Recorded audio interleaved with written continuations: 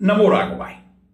गुरु ब्रह्मा गुरु विष्णु गुरुदेवो महेश्वरा, गुरु श्री साक्षात परम ब्रह्म तस्मै श्री गुरुदेव नमः। भगवत प्रेमी भक्तजनों, आज हम मुरैना की तपसी बाबा गुफा मंदिर के बारे में जानेंगे।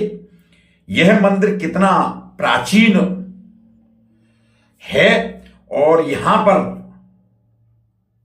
आज बहुत सुंदर जीर्णोद्धार करके बहुत सुंदर मंदिर बन गया है। मुरैना के बारे में जब हम बात करते हैं तो यह भूमि डाकुओं का क्षेत्र रहने के साथ साथ धार्मिक, आध्यात्मिक और सनातन धर्म की सबसे धर्मोमय भूमि रही है। यहां पे अनेक महात्माओं ने, संतों ने अपनी तपस्या से अनेक जगहों को पवित्र और बड़ा सुंदर बनाया है। इसी तरीके से ये मंदिर भी बड़ा प्राचीन मंदिर है। आप आगे वीडियो में पूरी मंदिर के बारे में जानकारी आपको मिलेगी। आपसे अनुरोध है कि आप अंत तक वीडियो को देखते रहिए। नमो राघवाय। तपसी बाबा गुफा मंदिर मुरैना की कहानी। श्री श्री 1008 श्री मिथिलेश किशोरी शरण जी महाराज, जिन्हें तपसी बाबा के नाम से जाना जाता है, वे पीडब्ल्यूडी के सामने स्थित एक गुफा में रहकर तपस्या करते थे। तपसी बाबा श्री रामचंद्र जी के साथ साथ बजरंगबली के अनंत भक्त थे और उनकी पूजा अर्चना करते थे। उन्होंने घोर तपस्या करके अनेक चमत्कार किए थे। बताया जाता है कि पहले महाराज जी बट के वृक्ष के नीचे तपस्या किया करते थे। एक दिन बाबा ने कन्याओं को भोज कराने के लिए बताया था और उन्होंने ग्रामीणों को कन्याओं का निमंत्रण करने के लिए बता दिया। कुछ शरारती तत्वों द्वारा कन्याओं के साथ साथ गांव के सभी लोगों का निमंत्रण कर दिया था। तब बाबा ने कन्याओं के लिए सिर्फ भोजन बना के रखा था, कन्याओं के भोजन की व्यवस्था की थी। फिर बाबा ने कन्याओं के भोजन के ऊपर एक चद्दर डाल दिया और उसे चद्दर के नीचे से निकाल कर पूरे गांव को संतुष्टि के साथ सभी को भोजन करा दिया।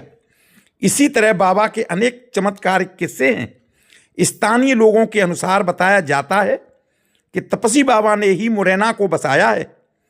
उनका जन्म विक्रम संवत 1868 में हुआ था तथा महाराज विक्रम संवत 2003 वैशाख मास शुक्ल पक्ष तृतीया को साकेतवासी हो गए थे।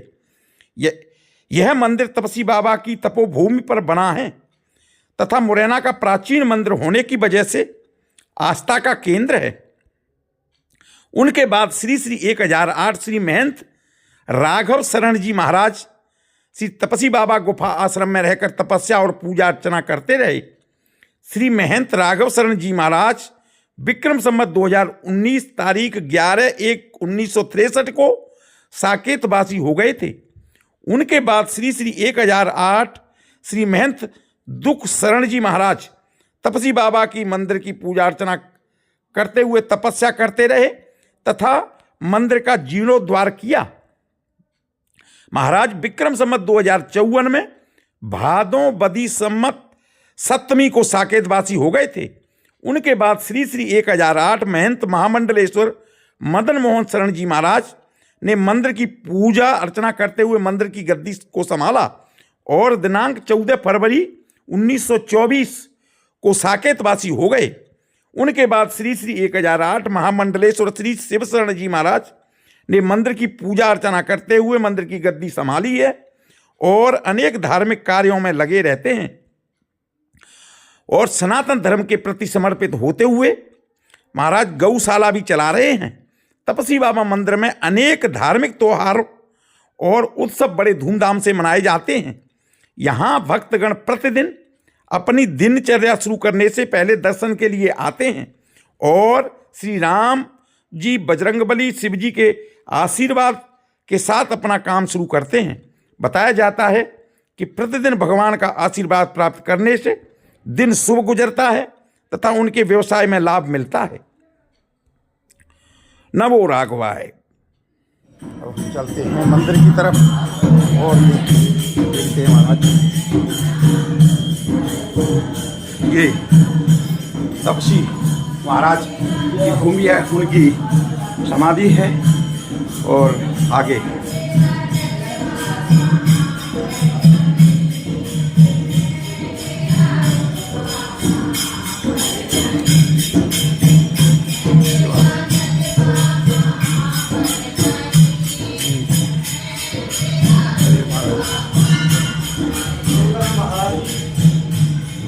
सरकार। अच्छा जी। हाँ, तपसी बाबा के गुरु भाई। तपसी बाबा के गुरु भाई हैं। क्या नाम था इनका महाराज जी का? दुखधरन दास जी महाराज। हैं जी? दुखधरन दास जी महाराज। दुख शरण की। हाँ। अच्छा जी, ओके, ये हो गए। कोटाली सरकार। अच्छा जी।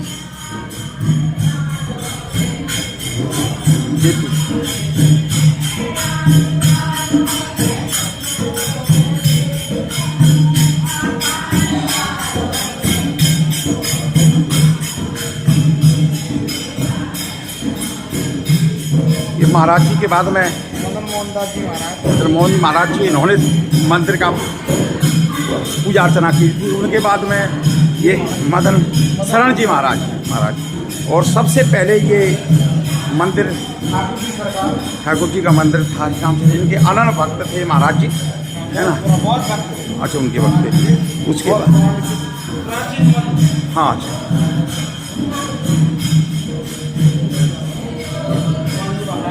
हनुमान जी बजरंग जी का मंदिर था पहले।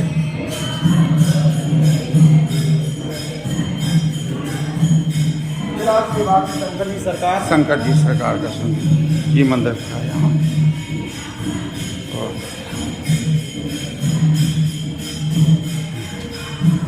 शिवलिंग पुराण प्राचीन मंदिर। बहुत बढ़िया, सुंदर।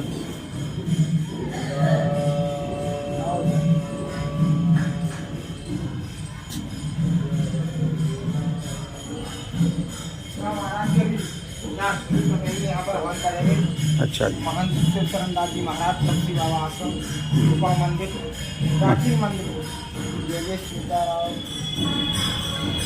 अब हम गुफा की तरफ चलते हैं और ये देखो तपसी बाबा की गुफा है जिसमें रह कर के महाराज जी ने तपस्या की थी। और ये गुफा बहुत गहरी है,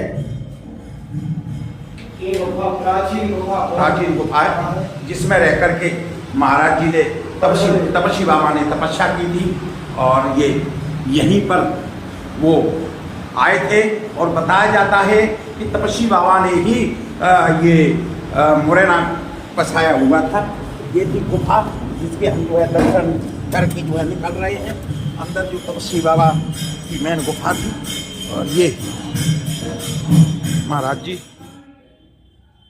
गुफा मंदिर मुरैना के मुख्य संत महामंडलेश्वर श्री शिव शरण महाराज जी से पूछेंगे मंदिर के बारे में और मंदिर की जानकारी लेना चाहेंगे।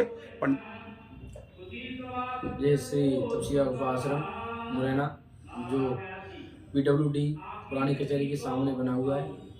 ये बहुत ही प्राचीन मंदिर है। जब मुरैना भी नहीं बसा था उससे पहले का मंदिर है, जब देश आज़ाद भी नहीं हुआ था।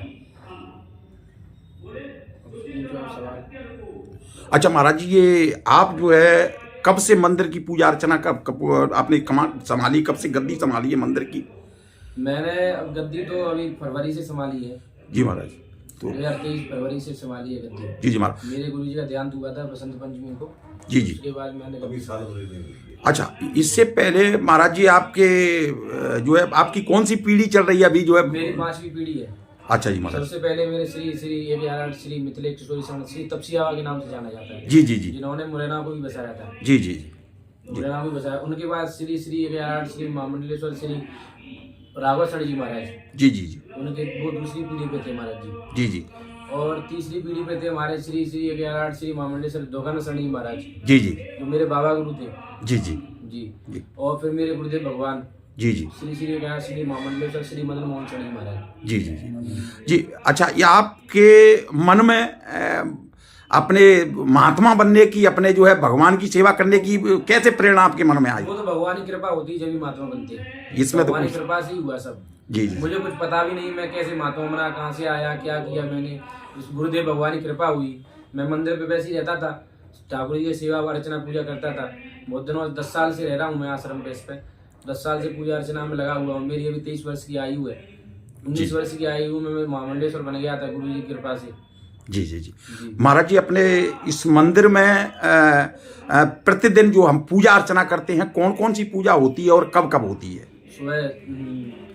सुबह की पूजा 8 बजे होती है, श्रृंगार आरती होती है। जी जी। शाम को 8:30 बजे आरती होती है, सायकाल आरती, जी जी, संध्या आरती। जी जी। और धूप आरती होती है 4 बजे। जी जी जी। अच्छा जी। अच्छा, 12 बजे ठाकुर जी का भोग लगता है दिन में। जी जी जी। महाराज, मैंने एक इसकी कहानी सुनी है कि एकादशी के दिन भी। एकादशी के दिन क्या हुआ था कि तब एकादशी के दिन, आज भी एकादशी है। जी जी, मेरा भी व्रत है महाराज जी, मेरा भी व्रत है। तो आज एकादशी क्या ठाकुर तपस्या बाबा जो हमारे थे, उन्होंने एकादशी के दिन भोग लगा दिया फलाहार का ठाकुर जी का। जी जी। भोग लगा दिया तो ठाकुर जी वो सो गए, आराम करने लगे। तब रात्रि का समय हो गया था, रात्रि हो गई। ठाकुर जी सपने में आए कि तू आराम से सो रहा है, मैं अभी भूखा, मुझे भूख लग रही है। जी जी, मुझे भूख लग रही है। जी जी। मैंने कि मैं क्या करूं महाराज जी, तो हम फलारी थोड़ी रहते हैं, हम तो ठाकुर हैं, हम तो फलारी रहेंगे। फलारी तुम रहो, तुम्हारे अन्न का भोग लगाओ। जी जी। तो रात में ही तब जग पराठे वगैरह बनाए और भोग लगाया ठाकुर जी का अन्न का। उसी दिन से परंपरा चली आ रही है कि एकादशी दिन हमारे यहाँ रोटी का भोग लगता है, अन्न का भोग लगता है। अच्छा जी, उसी दिन से फलाहार भी लगता है और अन्न का भोग भी लगता है, दोनों लगते हैं। उसी दिन से परंपरा चली आ रही है। जी जी। अच्छा महाराज जी, मंदिर में कौन कौन से अपने बड़े प्रोग्राम यहाँ पे हम लोग करते हैं? प्रोग्राम तपस्या बाबा का भंडारा है, अन्नकूट का बहुत बड़ा प्रोग्राम होता है। अन्नकूट का हर वर्ष की भांति दीपावली के परिवार को अन्नकूट का प्रोग्राम होता है। जी जी, दीपावली की परिवार को अन्नकूट का प्रोग्राम होता है। और वार्षिक प्रोग्राम कम से कम 250 वार्षिक प्रोग्राम बने रहते हैं। जी जी जी। और नित्य जन्माष्टमी का प्रोग्राम है, और भी छोटे बड़े रामनवमी है। जी जी। राम विवाह है, प्रोग्राम होते रहते हैं। जी जी।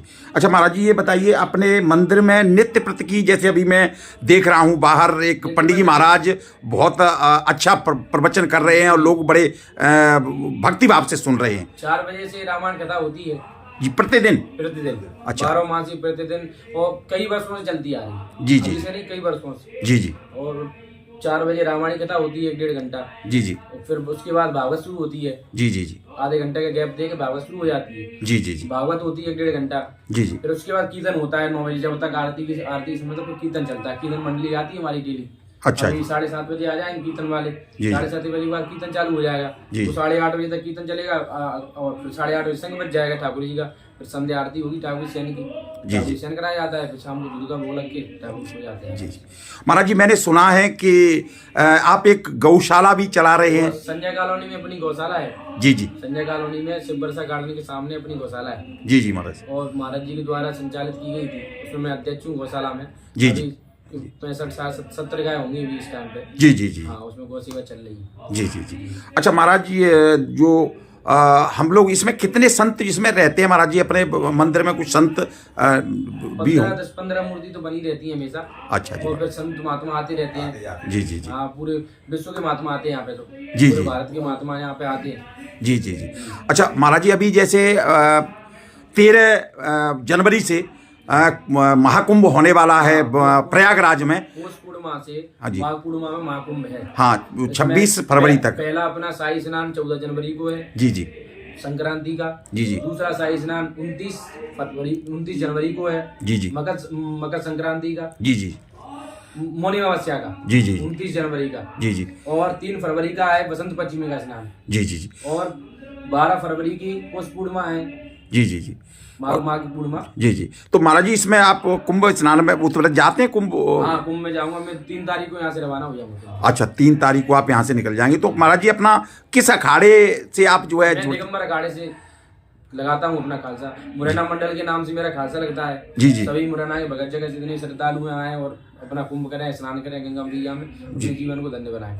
अच्छा, आपने कहाँ पर लगता है महाराज जी उसमें जो है 25 सेक्टर बनाए हुए हैं, जैसे अभी हमने जो जानकारी ली है 25 सेक्टर हैं, उसमें मेरा 21 सेक्टर में मेरा खालसा लगा हुआ है। अच्छा, 21 सेक्टर में खाक चौक पुल नंबर 1 से अपन चलेंगे जी, झूसी की तरफ जी, झूसी पुरानी झूसी है जी, उसमें अपना लगा हुआ है। रामानंद दा मार्ग में अपना खालसा है जी, और 21 सेक्टर है जी जी जी जी जी। बहुत बहुत धन्यवाद महाराज जी।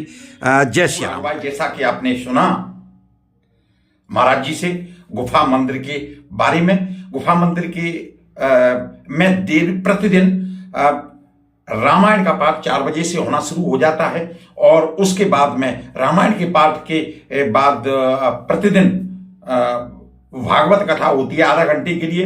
उसके बाद 7:30 बजे से प्रतिदिन कीर्तन होना शुरू हो जाता है। कीर्तन के लिए कीर्तन मंडली आ जाती है और वो बड़े भक्त प्रेम से कीर्तन करते हैं 8:30 बजे तक, जैसा महाराज जी ने बताया है और देखा है आपने। हम देखेंगे कि किस तरीके से पंडित जी आज अपना कथा कह रहे हैं और लोग बड़े भक्तिभाव से सुन रहे हैं। महाराज जी ने बताया कि जो 13 जनवरी से जो कुंभ लग रहा है उसमें 21 सेक्टर में महाराज जी का जो दिगंबर अखाड़े का जो कैंप लगेगा, जिसमें महाराज जी 3 तारीख को यहां से पहुंच जाएंगे और वहां पे सभी भक्तगण जाकर के रुक सकते हैं और कुंभ की दर्शन कर सकते हैं, ऐसा महाराज जी ने बताया जी।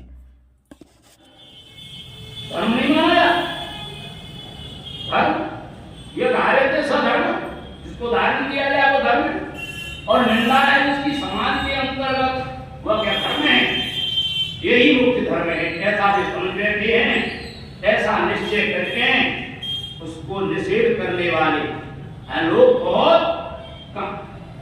जो आगे ना आपने बता दिया और आपको कहते हैं व्यास जी को द्वैपायन कृष्ण के नाम से पुकारे जाते, आपने ऐसा कह दिया, वो थोड़ा गलत कह दिया गया।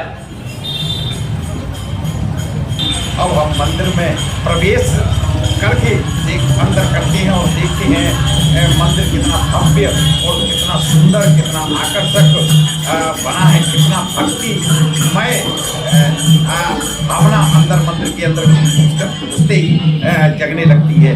ये मंदिर के का यहाँ पे बैठ करके भजन कीर्तन भक्त जो महिलाएं वो कर रही हैं, आप देख रहे हैं। उसके बाद हम चलते हैं, ये तपसी बाबा की प्रतिमा है, ये उनके जो है शिष्य की प्रतिमाएं जो है आपको दिखाई दे रही हैं, बहुत भव्यता से बहुत सुंदर तरीके से बनाई गई हैं और यहाँ पे पधार करके इस तरीके से हम चलते हैं आगे। तो ये ठाकुर जी श्री राम चंद्र जी भगवान का दरबार है।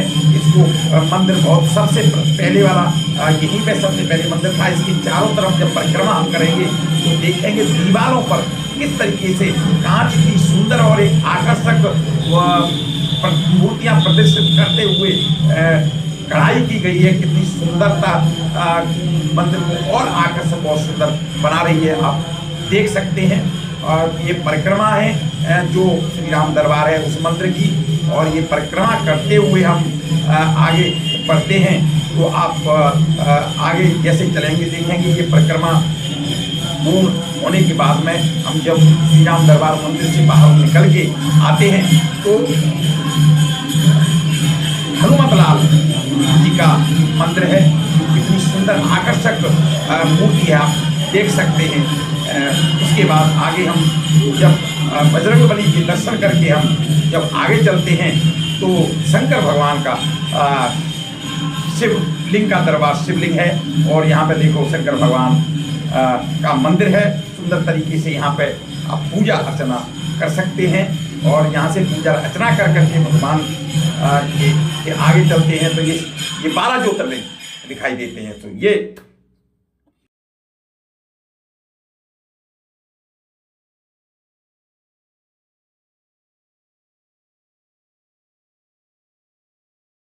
नमो राघव भाई, आपने आज तपसी बाबा मंदिर के बारे में जाना। मुनेरा में अनेक धार्मिक स्थल हैं, अनेक मंदिर हैं, क्योंकि ये डाकुओं के साथ साथ में एक धार्मिक और एक तपोभूमि भी रही है। यहां पर सभी की बहुत बड़ी धार्मिक आस्था है। इस मंदिर में प्रतिदिन रामायण भागवत का प्रवचन और प्रतिदिन यहां पर भजन कीर्तन होते रहते हैं। तो आप मेरे चैनल पे यदि नए हैं तो आपसे अनुरोध है, चैनल को सब्सक्राइब करें, लाइक करें, लोगों को भेजें। और मैं इस तरह के मंदिरों के बारे में, धार्मिक त्योहारों के बारे में, रामायण के बारे में, भागवत के बारे में, अनेक धार्मिक प्रोग्रामों के बारे में, उत्सवों के बारे में इस चैनल में मैं जानकारी डालता रहता हूं। आप चैनल को देखते रहिए और मुझे आगे बढ़ने में मेरा हौसला वर्धन करिए। नमो राम।